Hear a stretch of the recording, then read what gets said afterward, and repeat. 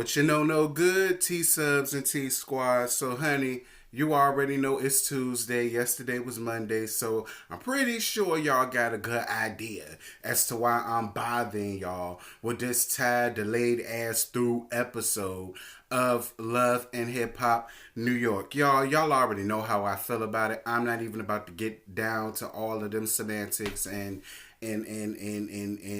all that.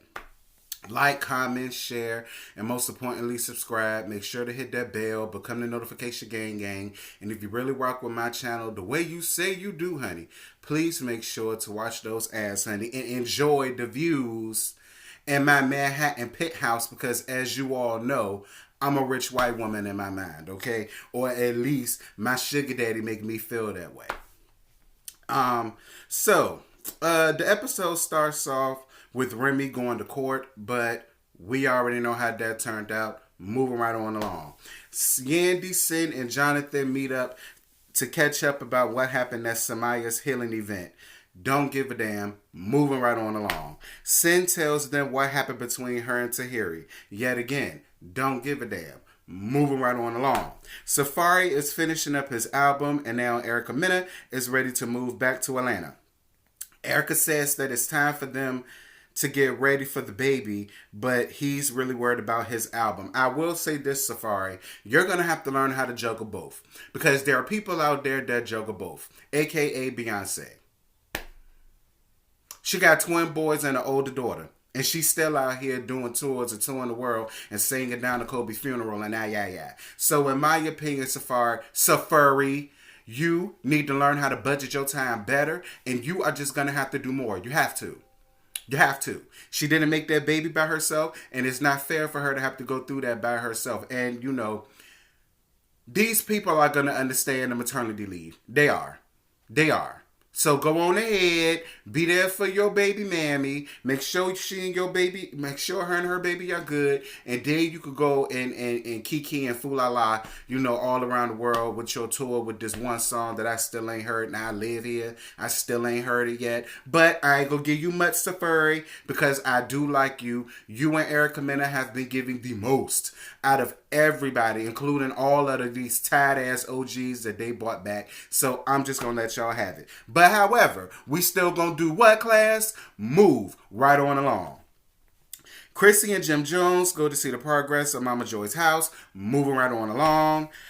Fresher goes to the arcade to see the kids and Jen, but when he gets there, Jen is only there. He takes out a loan for a house in New Jersey. Jen says her, and Jada need to sit down together and work out the money situation. Fresher starts crying and lying to Jen, and Jen gives him another chance. I mean, Jen, yeah, I guess you would, because it's like I said, you have nothing. You have no working potential, no earning potential, and the only thing you see when you with this man is dollar signs. But girl, I really don't see how much money he really making, considering the fact that he had to take out a whole damn loan just to move y'all into a deluxe house somewhere in New Jersey. I mean, and Jen, about this whole situation with you saying he can't conduct no business, he can't do nothing about no business without you being there.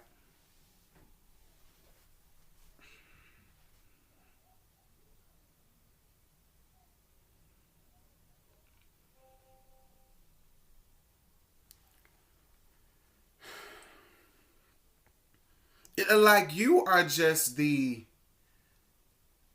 most ignorant,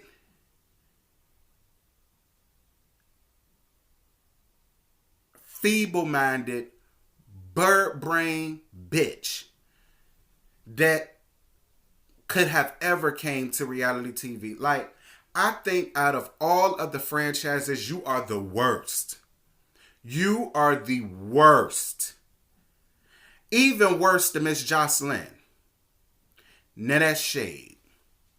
However, class, what are we going to do? Move it right on along. Erica meets up with Tahiri. Moving right on along. Fresher goes to see Jada. Jada cuts to the chase about getting her money up front, but basically he spent it on a down payment to that new house in Jersey. They came to an agreement that he would pay her in installments every first of the month. I will say this though. Listen, the fact that he don't want to go to court shows me exactly what everybody's been thinking. That he not only scammed you out of your purse strings, but he also scammed you out of your kitty box. And I feel as though, Jada, if you really want to get your money, honey, you need to just go on ahead and take him to court. Like, who cares? Like, I honestly feel like he does have some type of feelings for you. I do. And it bleeds all over the TV screen. But at the end of the day, mama, he played you to the left on national TV as well for that big ass, loud mouth, gutter butt. Girl, go on ahead and call your lawyer. Moving right on along. Fresher and Jen move into this house down to Jersey, which I don't understand how he got. I don't understand. Like, this is what I mean about you new couples with new money. The first thing y'all want to do is start living high on the hog and way above your means. And my whole thing is, Fresher, your mom ain't never tell you the right way to pay bills. You don't do nothing for yourself until you pay your bills and pay your debt. Now you done sat there and bought this big ass house. And now you already talking about something that you don't know how you gonna afford it. Like this, like you didn't need to go out there and get that big extravagant ass. See, you doing what a lot of people did when they get up here on Love and Hip Hop, and that's try to live high off talk. See, you doing what Eva Marcel did on the Real Housewives of Atlanta, and she almost got her ass in debt behind it. You understand what I'm saying? You could have went out and got you a nice, modest house somewhere out in a nice little suburb, but you want to be so rich and fabulous and famous, and want to make it seem as if y'all that couple when we all know the real deal, Holyfield about it. Like it. Fresher tells Jen that he met up with Jada without her, and Jen does what she always does, which is yell, scream, complain, talk about how, she gonna kill bitches and she going to jail and he gonna be helping her move her body. And my whole thing is, Jen, nothing about me makes me feel like that's you. I know hardcore women. And hardcore women that I know, they don't do everything that you be out here doing, honey. They don't. They don't. They a silent killer. They'll let you get away with a lot of stuff, and then when they bulldoze your ass, it's over with. I've always learned that the women that's all doing this and such in the hoopla and flailing their arms like they a newborn baby and I'm gonna do this, I'm gonna do da da da da da da. They the main ones that get their ass handed to them on a silver platter and then looking dumb when don't nobody want to help them out at the end of the day. And my whole thing is, I just feel sorry for y'all children. Like, for me, it is all about the kids. And I just feel so sorry and bad that y'all two are the examples for these kids that y'all got. Like, what are you showing them? More importantly, what are you teaching them? From both sides. From both sides.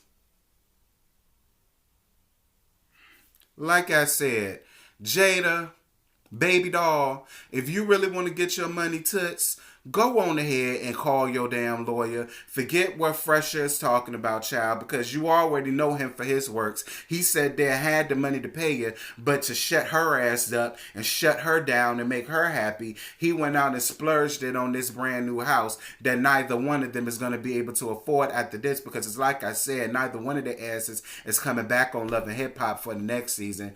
He say he got a single with Olivia. I really hope that takes off for you. And when it does take off for him, girl, that's when you take off to your lawyer office and go on ahead and get what's owed. Because something tells me Jada's not as dumb and as much of a bird that we think she is. I kind of feel like she has some type of receipts around there to show and prove that she gave this man $70,000 of her money and her kitty box.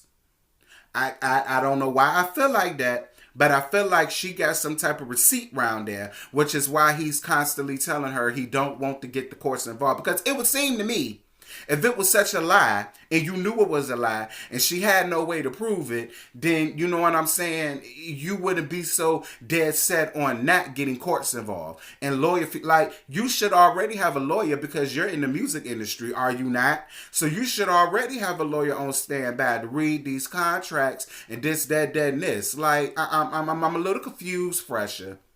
I'm a little confused, but whatever. I know a scammer ass man when I see one. Mama Jones finally sees her new house, moving right on along. Mama Jones doesn't like the fact that Chrissy designed the house and she decides to walk out and act stupid. Mama Jones, listen. You are way too old. You're way too old. Like, when you first got up here with the shenanigan, Mama Jones, I was living.